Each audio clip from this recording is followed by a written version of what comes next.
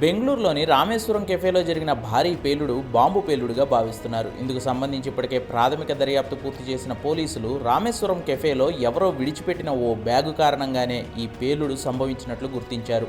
ఇందుకు సంబంధించిన సీసీటీవీ ఫుటేజ్ను కూడా పోలీసులు విడుదల చేశారు. బాంబు పేలుడుతో అక్కడే హోటల్లో ఉన్న కస్టమర్లు అమాంతం గాల్లోకి ఎగిరిపడడం ఈ విజువల్స్లో చూడొచ్చు. ఈ పేలుడు కారణంగా నలుగురికి తీవ్ర గాయాలు కాగా వారిలో ముగ్గురు మహిళలే. తొలుత సిలిండర్ పేలుడుగా భావించిన తర్వాత ఓ ఎక్స్ప్లోజివ్ మెటీరియల్ కారణంగానే ఈ విధ్వంసం జరిగిందని కర్ణాటక ముఖ్యమంత్రి సిద్ధరామయ్య ప్రకటించారు.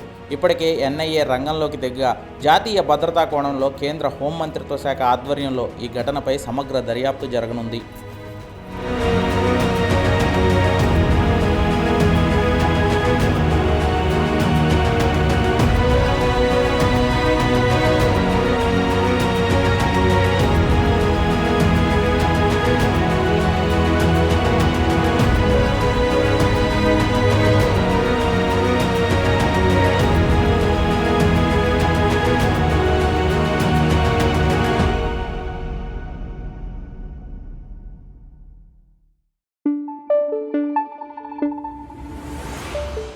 Thank you.